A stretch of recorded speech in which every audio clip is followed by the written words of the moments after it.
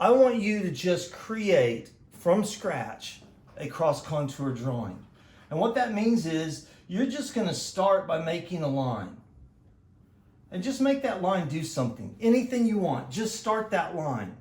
Now, once you have this line, I want you to realize that each line that you draw next will respond to this line, but that's where you figure out how to change it. So on this drawing, you're going to learn how to kind of basically mold three-dimensional space of the picture plane to create either form or implied space. So all I do on this one next would just be to kind of come along here, and I'm just going to make this object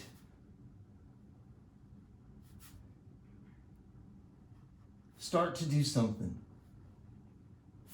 I'm starting to get three-dimensional form there, but watch what I'm going to do here. To make all of this flow together, I'm going to just bring that around there, that around there, and see, I'm just making this up. I'm kind of thinking, well, what can I make it do? But really, I'm just thinking, how would this line wrap around that form, and how would it start to create dimensionality? And this will become a very good practice, because you can see this is a little bit flat, but look how nice and three-dimensional that's starting to be. And if you need to come back and add one so it seems consistent, that's fine. But this is what will happen is you, just by doing this, you will figure out your own understanding of how these three-dimensional forms work. And don't just do this to get it done. Don't just rush this drawing. Really try to take your time and think. Strategize, how in the world can I make these lines go into something else? So what I'm going to do here is one of my cheats that I'm giving you all away. I want to make this start to turn a different direction. So watch what I can do. I can always come back and bring these back around. But what I'm going to do is just imply the lines. And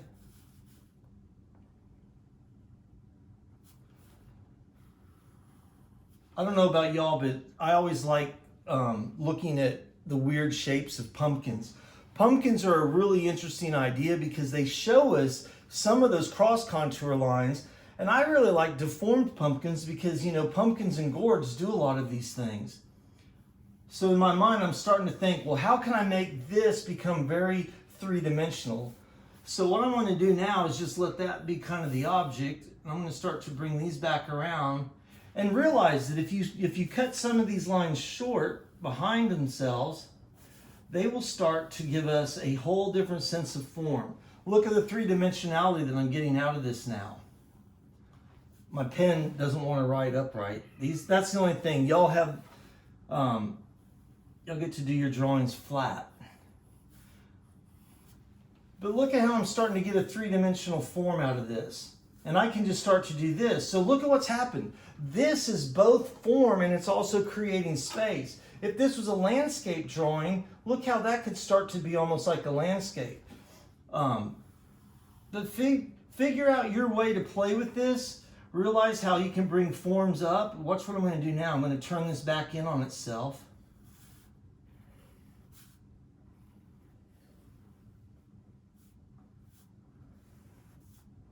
I started thinking pumpkin. You can kind of see that idea there. And realize that any time you have one that's a little too wide and you want to make it compress a little more, just add a line. But this is what I want you to do. Just kind of have fun. I got in a hurry and started drawing big just to get an example done. Let's make this go under. Maybe make this come up that way. Maybe make that come out there. So if y'all want to do a drawing kind of like this, where you've got dominant cross contours, and then I always call these in my mind secondary contour lines, little ones that just kind of reestablish the surface. So like if I was going to do those secondary ones on this, I'd just kind of do this to give them a little bit extra sense of contour. But basically as you're drawing, you're going to be trying to imagine this not as a two-dimensional thing. You're trying to understand how these lines three-dimensionally, they come from behind, come forward, and go around there. So we're basically thinking about the rule of the ellipse as it turns and as it gets stretched and morphed out. So basically, here's the rule of the ellipse I'm going to just show you how this is basically working in reality. It's like the rule of the ellipse, but we're not seeing the backside. We're just drawing those front lines of the ellipse.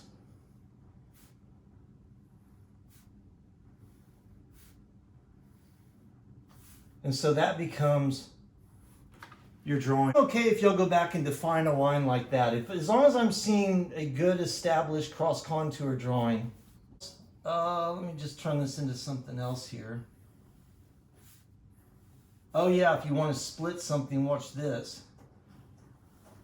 Just make it kind of have a little undulation. And then make one of those undulations kind of break away from the other one. And then you can make that go somewhere else. And if you have it, curving away from you, you're pushing back. If it's coming towards you, like see how this starts to come toward us? This one, I'm going to just take it off in another direction. Just basically creating from scratch. And I'm not even sure where I'm going with it. I'm just letting it flow around. A lot of times this is what I'll do. Instead of doing parallel, I'll stop at a point and bring the other one back around. And that gives you a nice little visual. See how it looks pinched there? You have lines converging out of one point, or converging into that one point.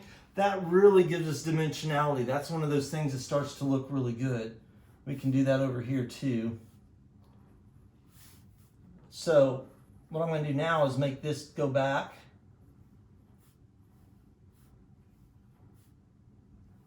You know what? Just to show y'all something interesting, I'm going to make this and that connect. So what I'm thinking about is, how would that form? So I know that this formed to connect to that form because that was going back, that was going back. Somewhere it has to come back around at me this way. So what's what I'm going to do?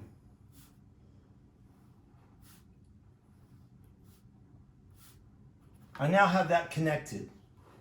That's what I want you to do on this drawing. I want you to draw small enough that you can just kind of practice this, and I want you to draw with these determined lines because that way you're having to respond to what's there. I don't want you to sit there and work it all out with a sketch and then just put contour lines. I want to be able to tell when I look at your drawing that you've actually been doing, you're creating from each line that you add to it. I want to be able to tell, and I can. I will be able to tell by looking if you're drawing in response to the previous line. Now, if you start to think ahead a little bit, that's okay. I kind of did that in places, but I really want you to just start drawing and just start playing with it and turn it into something. And just realize as you make these lines respond to each other. So watch how I can do here. I can make all these lines converge out of the same point. And now I've made kind of like a little, looks like a cruller donut. But that's what I want you to realize. If you want to have, objects floating in space, you can do that. Watch how I'm going to turn this into a surface, just so y'all understand how it would become landscape. But here's the problem. Look how big these lines get. I now, that's too big. So whenever you start turning these into something else, if you have a surface as part of an object that then turns into a space, you're going to have to do something to make it kind of transition. So a lot of times what I'll do is just make these lines come like this, and then I'll make more lines that define that surface like that. So something like that. So there you start to get a surface. But I don't want you to draw this big. I want you to draw small, and I promise at first it may be awkward, but as you keep going, you will start to figure out how these, it's like I could tell you how to mold something out of Play-Doh, but until you just pick up the Play-Doh and start bending it, you're not going to understand it. This is the same way. You're going to just have to experiment and see what happens if I make a line go one way, what if I make the line go the other.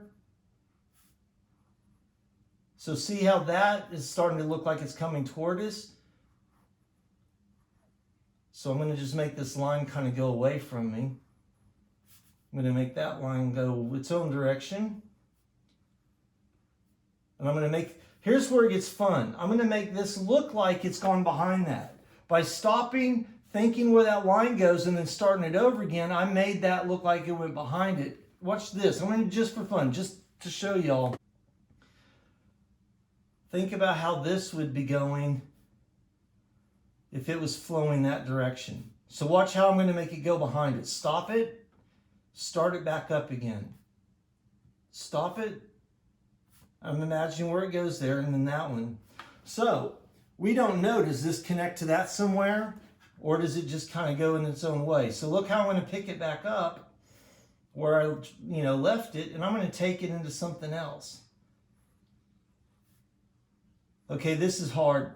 I'm trying to make that turn into those lines since I already had them there. So this is my actual contour line. This line is actually the back side of that ellipse, so we're going to pretend like we can't see it. So here we go. Look at that. I turn that in. Watch what I do. I'm going to make this connect to that. So this is now going to turn into this. I don't know what that is. There's some weird little aspect. So I know that if this is coming this way and that's coming that way, for them to connect, I know that all of the other lines have to exist in that space. So watch what I'm doing here. I'm making all these other lines converge right there. Maybe another one there. And look, I made that all connect. That's what I want you to understand, is by doing this and playing, figure out how to pull some forward and some back, and then also figure out how to make some of them stop closing in and they turn into surfaces. So here's how you would do that. I just realized I should show you how to do a surface, because I've shown you a lot of objects, but surfaces can flow.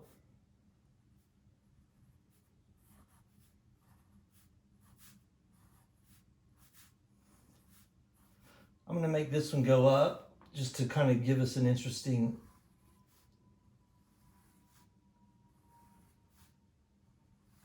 And then back here it's flowing down.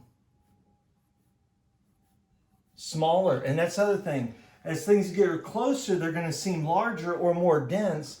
But I just want you to do these. Just make these little things go around and around.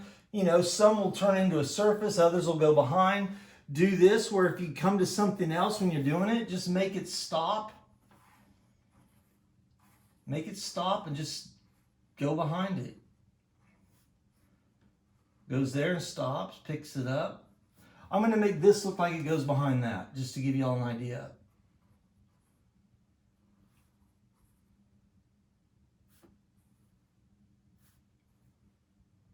So what I'm doing is just making this, and I can make it get larger.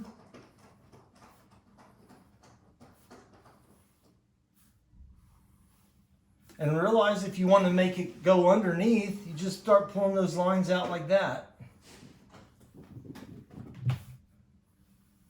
But by the time you fill a whole page using this method, and if you draw small enough, you will figure out your way to do it.